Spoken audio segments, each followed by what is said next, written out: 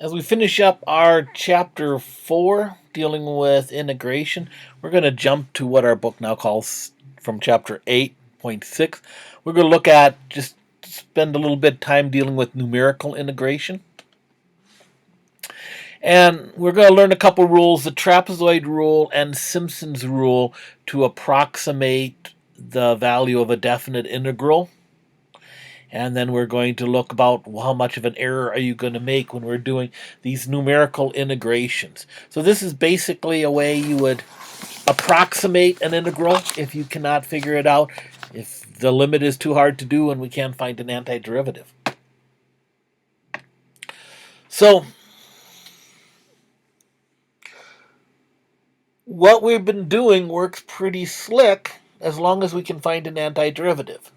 And substitution helps in some cases with more complicated problems. But what happens if we can't do that? And we don't have a good way to do that limit process.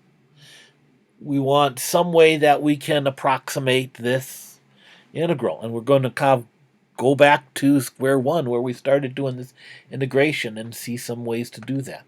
So let's look at this one here. We look at this, the integral of the square root of 1 plus x cubed. This is a composite function.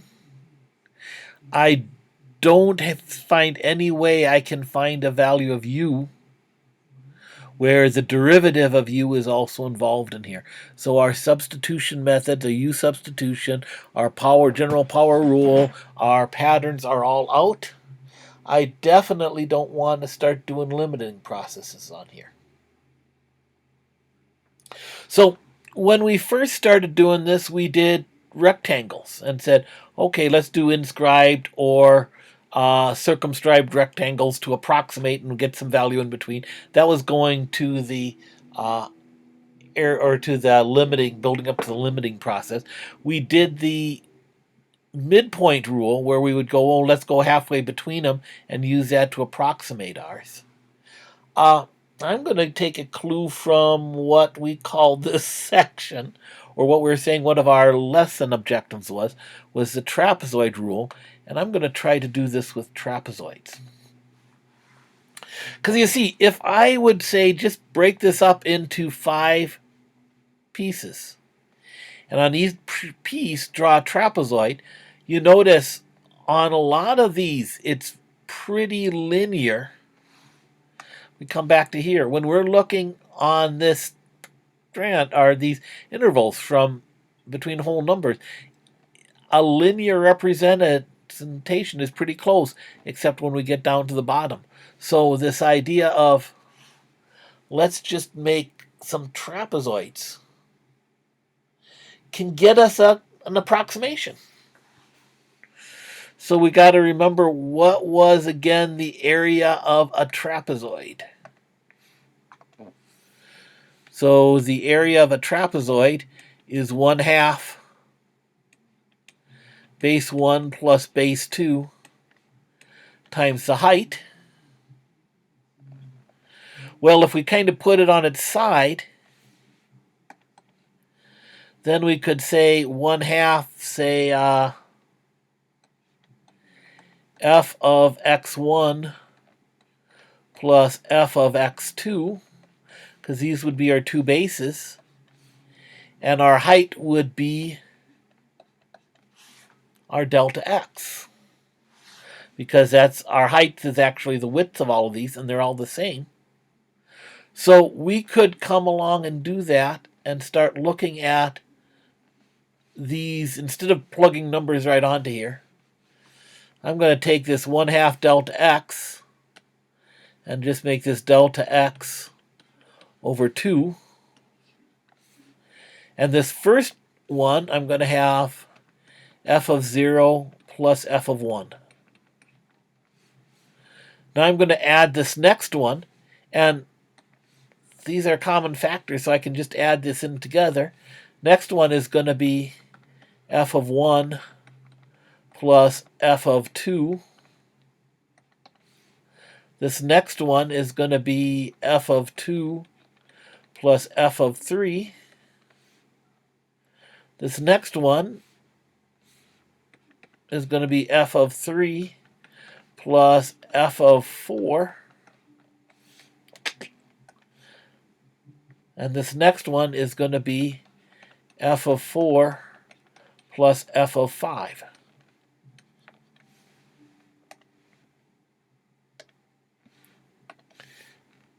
And if you look, I have 2f of 1s, 2f of 2s, 2f of 3s, 2f of 4s. I got 1, 0, and 1 at 5. So at the endpoints, I just count 1. Every other one of these, I count twice. So I can find my delta x. I'm going 0 to 5, so that's going to be, well, I have 5. I'm dividing up into 5 portions, so that's actually going to be 1. Delta x is 1 half. And then I'm just going to plug in f of 0. 2 times f of 1. 2 times f of 2. 2 times f of 3. 2 times f of 4. Add f of 5. And we can just plug those into this function, because here is my f of x. And when I do that, I'm going to get 23.88.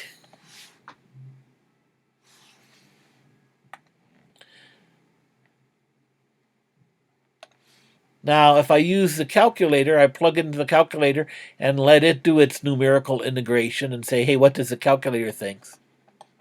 The calculator looked at this integral and gave me 23.596,212. So it makes sense. Right here we can say, yeah, we should be a little bit over. So we're just a little bit over. But we got pretty darn close just with 4 or 5 trapezoids. This is a lot closer than we would have gotten with our rectangles. Because, and this one worked out really well because we had a good portion of it looks pretty linear on each of my intervals. This is the idea of the trapezoid rule. And here it is. This presentation does not have a whole lot. It has a whole bunch of hand waving and say, here's your formulas. Believe me on this. So, because the level I want to go in with this with you is just to say, here are these formulas. You can use this to do an approximation if push comes to shove.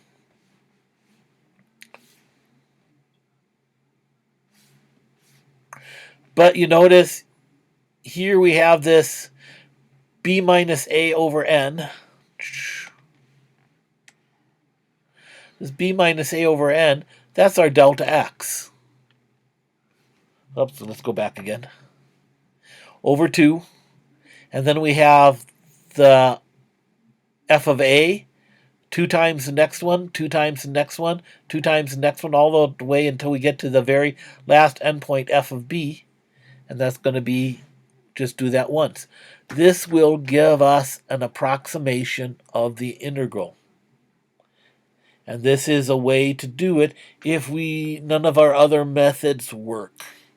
This is the way you would program a computer or program a spreadsheet to try, to do this work for you if it's something that you don't have an easier way to do it with.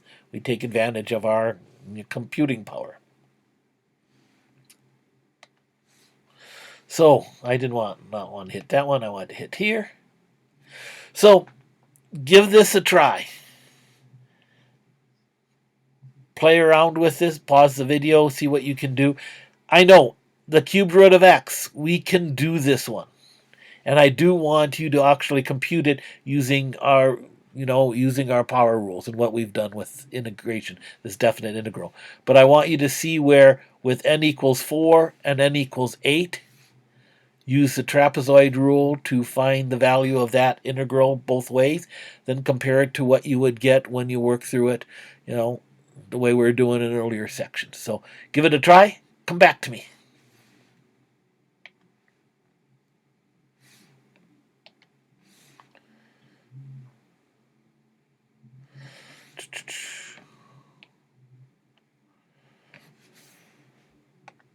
All sorts of stuff here.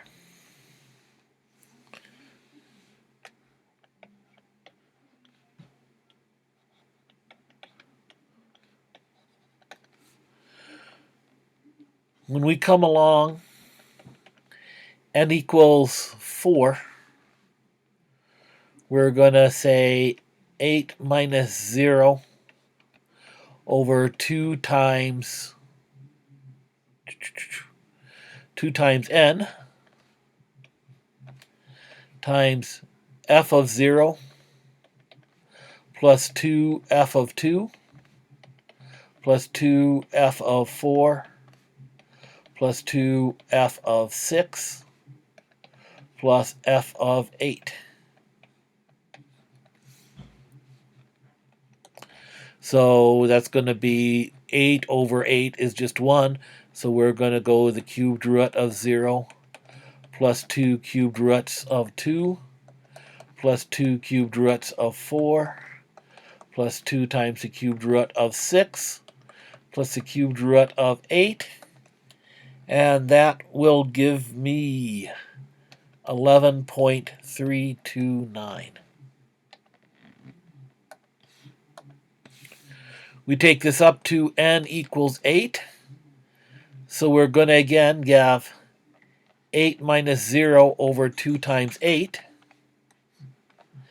And this time we're breaking it up. Instead of 4, we have 8.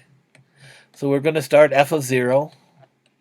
And this time we're going to do every one. F of 1, f of 2, 2f of 3, 2f of 4.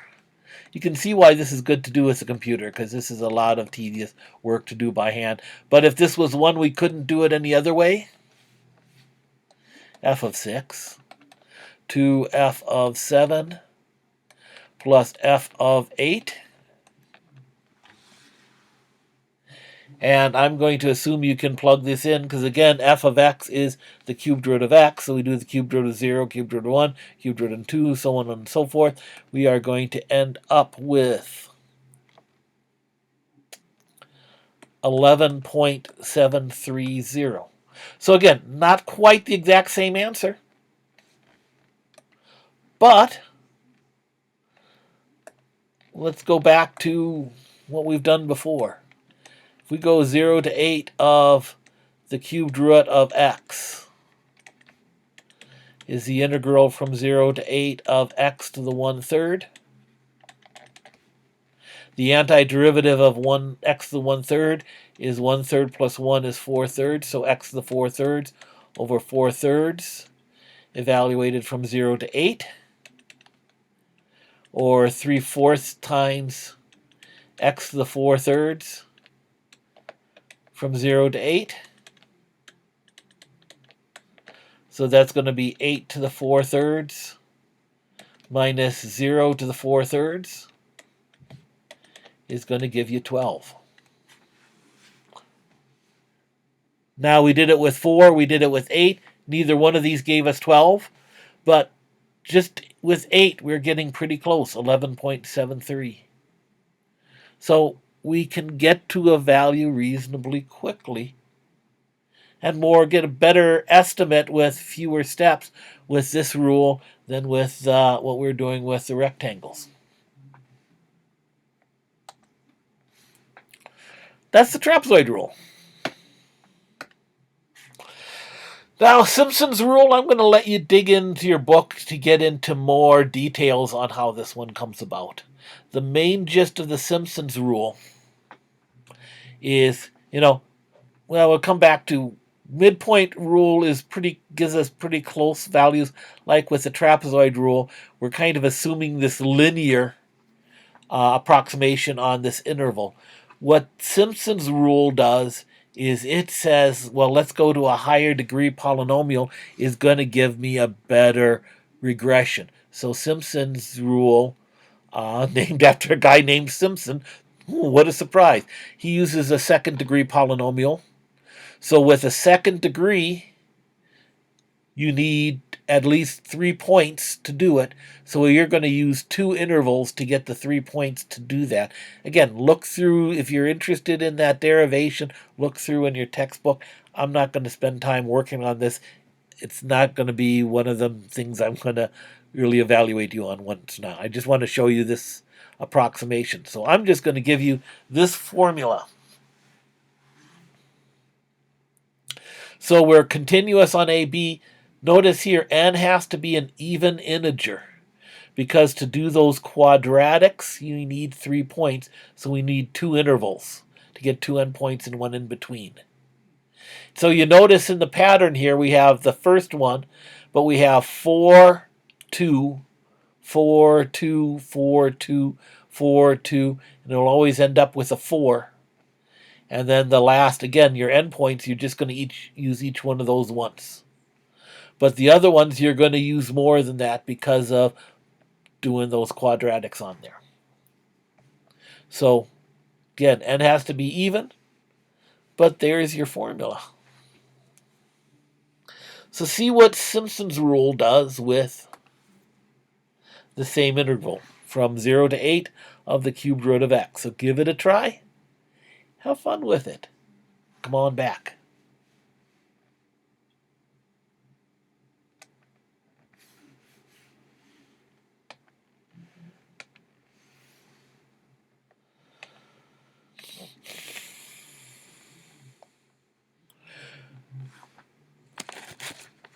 So with Simpsons Rule,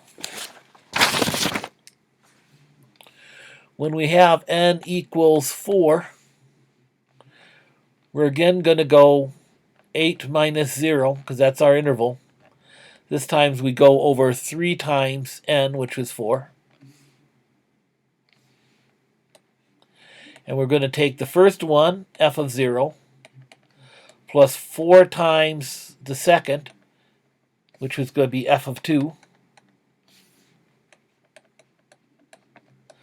plus 2 times f of 4, plus 4 times f of 6, plus f of 8. I put extra parentheses in there. So again, we're going to go, the end points we're just going to use once, and then where the pattern is 4, 2, 4, and we keep going 2, 4, 2, 4, 2, 4, until we get to the end. Plug all of that in, 11.655. So with Simpsons Rule, with only 4 rectangles, we got closer to that 12 than we did with the Trapezoid Rule with only 12, or with only 4 trapezoids.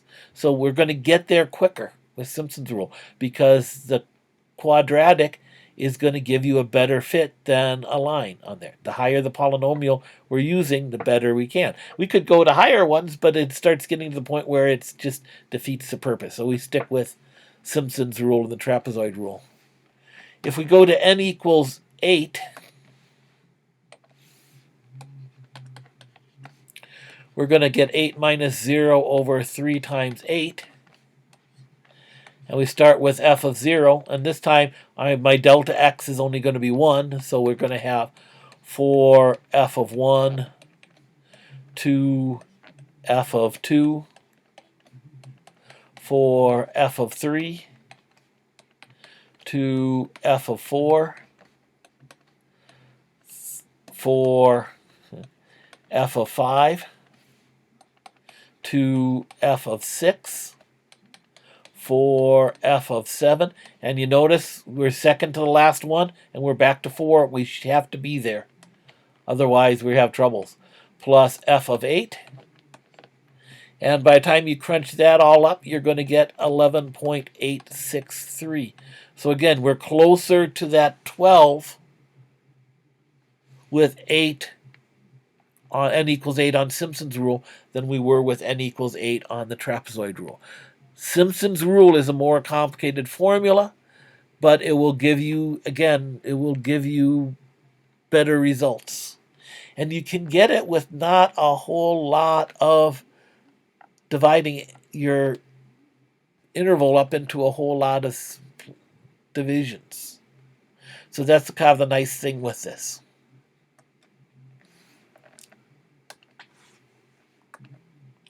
Oops, wrong size. Here we go. Okay, if you do want to say what's my error going to be when I'm using that? I'm going to give you these two complicated formulas. Again, you need to know how to use these, where they're at, so you can look them up. This is not something I would ever memorize. If I really needed to do this, I'd look it up and I'd program my computer to do it, and then I'd let it mess with it. The error, to find the error, the absolute value of the error, let's go back, is going to be less than or equal to. We take your interval size cubed. This is for the trapezoid rule. You cube the interval size, divided by 12n squared. And now here's the fun one.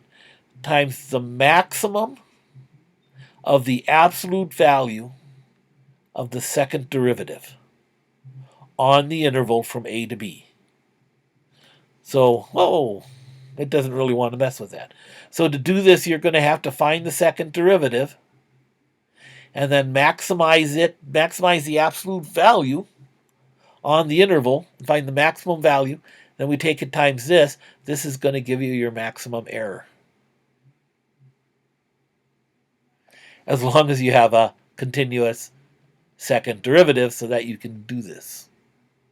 Simpsons Rule, it's more complicated approximation, more complicated error. That one you need to be able to find the fourth derivative of.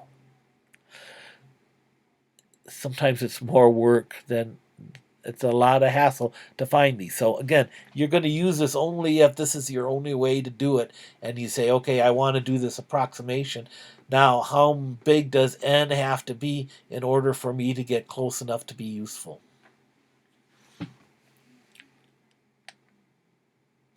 Not there yet. So we're going to look at this one here. We want to get really close. We want to get within, what, 10,000th, 10,000th, within 1/100,000th of the actual answer using these numerical methods, Trapezoid Rule or Simpsons Rule. Here's my integral. I want to find out how big does n have to be. So let's just go. If you really want to dig into it, go ahead. I'm going to start doing it.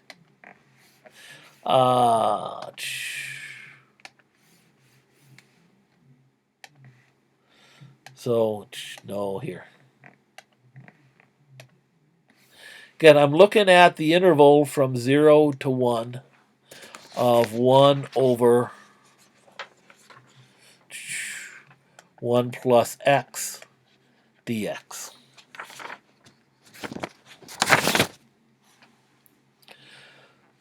So I'm just going to start off with, if f of x equals 1 plus x to the negative 1, let's see if we can get down to our fourth derivative. So, because we're going to need those derivatives. We're going to need the second derivative and the fourth derivative, because we're doing both rules. So, first derivative, simple chain rule, it's negative 1 times 1 plus x to the negative 2. Here's the nice thing, the derivative of 1 plus x is 1, so we're good there. Second derivative is going to be negative 2 times negative 1, so we got 1 plus x to the negative third times the derivative of 1 plus x again. Third derivative is going to be negative 6 times 1 plus x to the negative fourth. And the fourth derivative is going to be 24 times 1 plus x to the negative fifth.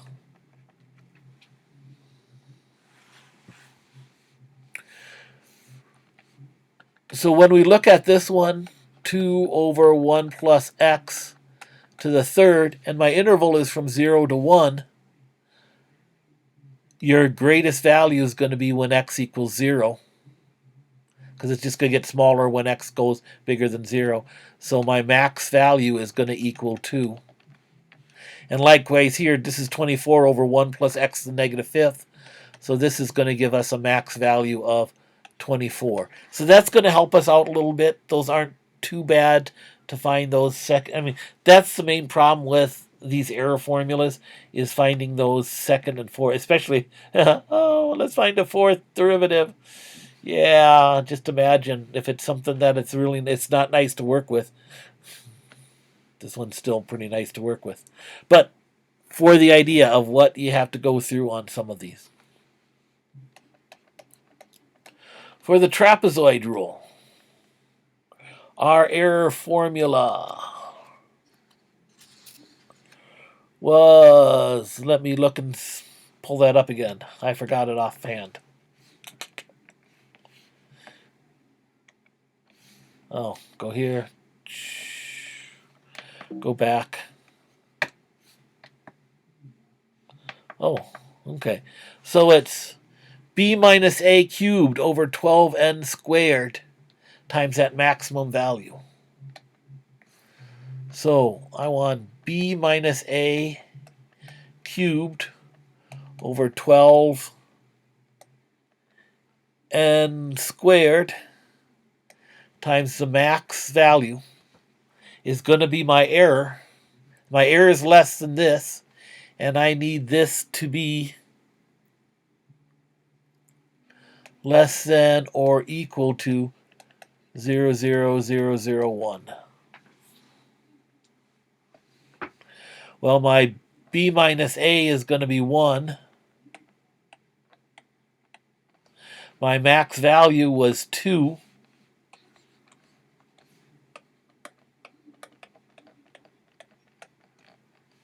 So if I take this times n squared and divide by 0.00001,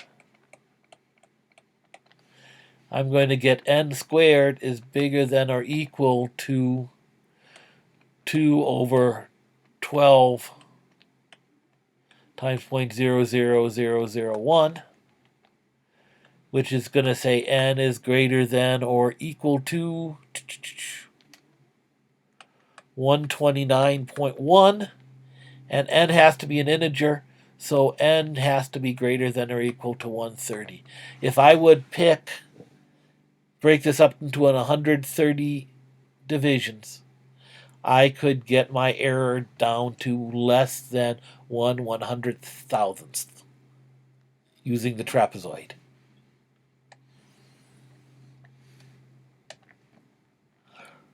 Let's try with Simpsons. With Simpsons, let's look at this again. It was b minus a to the fifth for 180n to the fourth.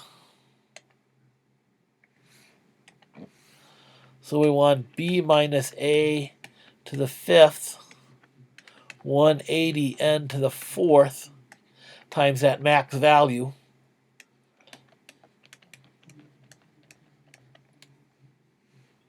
And again, b minus a is just going to be 1. My maximum value was 24.